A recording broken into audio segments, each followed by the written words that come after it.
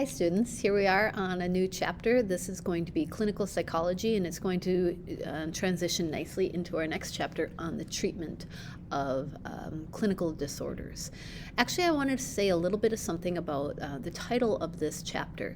It's even been a shift in the last few years with the College Board, but if you notice in your book as you're reading along, this kind of chapter would have been termed abnormal psychology.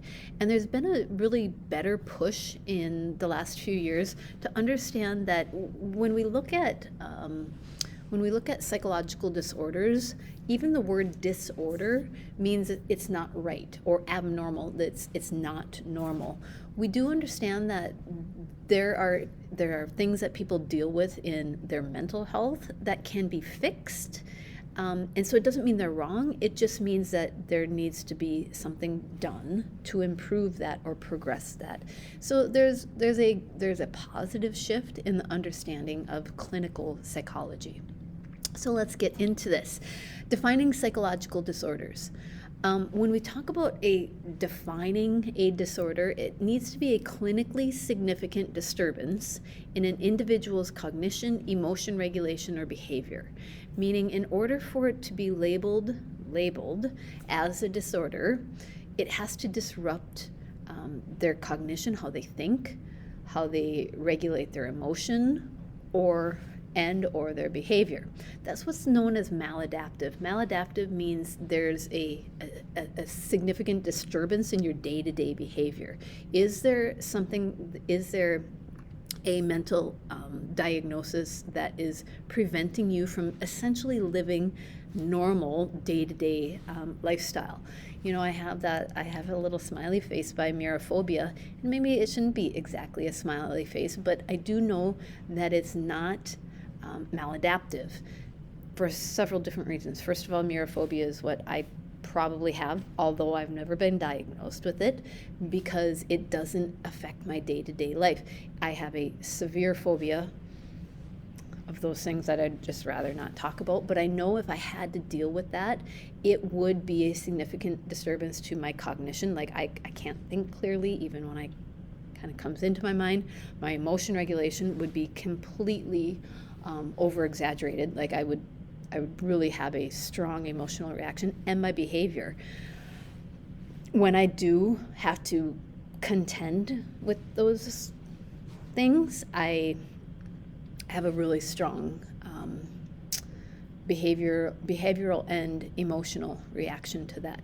However, I have also taken steps where I don't have to put myself in those situations. I don't have to deal with it on a day-to-day basis. Therefore, it's not maladaptive. Therefore, it's not clinically a disorder. Although if I had to, it probably would be. And there's a lot of controversy in defining and labeling disorders, and we are going to talk about that. But I want you to know that when we label a disorder as a clinically significant disturbance, sometimes those labels carry a lot of like stigma and baggage with us, and it's kind of like this thing you can never get rid of. Like once you are diagnosed with something, it kind of seems like even if you improve or progress, you always are going to have it. And it's not that way with other disorders or other illnesses. For example, if you break your arm and you have to, have surgery or get it set or in a cast or whatever it happens to be, you can get over it. And then you don't say, I have a broken arm, because no longer do you do that. So even when we make inroads and progress in our mental health, sometimes those labels continue to stick with us. And I do want you to be aware that as much as we've come, as far as we've come in the mental health field, there's still a lot of stigma attached to both defining and labeling disorders. So let's give a little bit of the historical perspective before we get into labeling more deeply. It all kind of started with the medical model, and understand that years 200, 300, 400, 500 years ago, the medical model was like anybody with a mental disturbance was treated through hospitalization, and they were kind of like locked up and the key was thrown away. There was no treatment of the mental disorder. It was done through a hospital where they could be contained, if you will, and no real kind of treatment. Those physical causes treated and then you were hospitalized and nothing ever really changed. Eventually, we are going to, step by step, bit by bit over time, improve that. And one of the first people to do that was a guy named Philippe Pinel. Well, historically, he's an interesting situation because he really reformed the way we look and treat mental illness, that people are not immoral or possessed.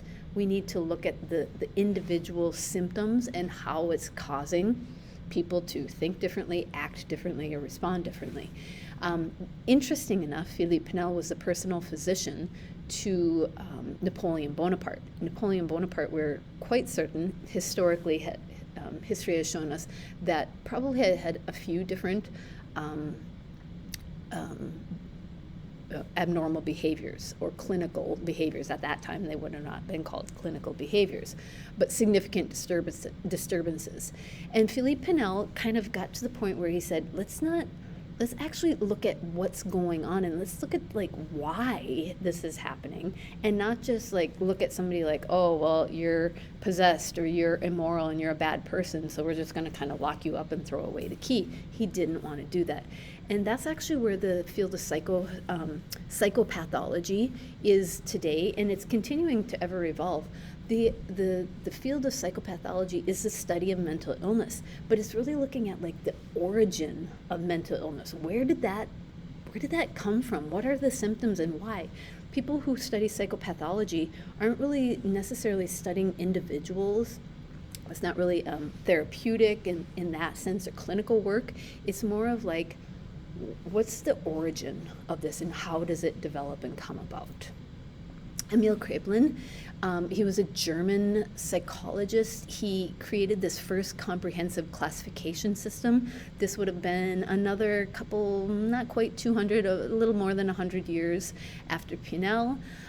He said, okay, if we're going to treat people and kind of base it on their behaviors and their illness, let's have a classification system. These are disorders, and these are some of the symptoms. But there's a whole different classification of orders and the symptoms. And so let's have not just lump them all together, and have a good classification system. And so today, we have a really good way of classifying disorders. I will have this with me. Actually, I'll just keep it on my desk, this whole next couple of chapters. It's called the DSM. This is the DSM-5. It's kind of what psychology looks at as, the Bible. It's the go-to manual, the Diagnostic and Statistical Manual of Mental Disorders. It's been updated 5 times since 1952. The first one in 1952 is really small. You can see this one is pretty thick. If you ever have a question, if you need to look anything up, on a mental illness, this is the place to go. Of course, you can have it. And I have the entire DSM-5 as a PDF, and it's on Haiku for you to use. I'm saying that's not copyright infringement because we're only using it for educational purposes. But this is a really handy way because it's easy to kind of go to the index and look. So of course you're always free to take a look at that, but it also is in a PDF form on Haiku. What I want you to understand is not only is the DSM-5 good for diagnosing and helping understand symptoms and things like the diagnostic criteria, the criteria that goes along with it, the markers, the differential diagnosis. We'll talk about some of those things. But understand that this is important for insurance purposes as well. Today, if you are being treated for I opened up to major depressive disorder.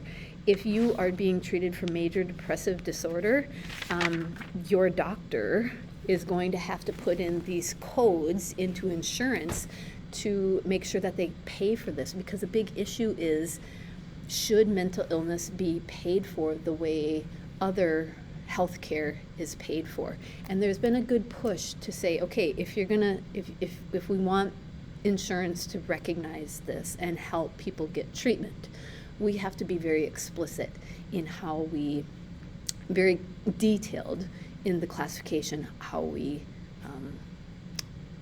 treat it and how we report it, I guess I should say.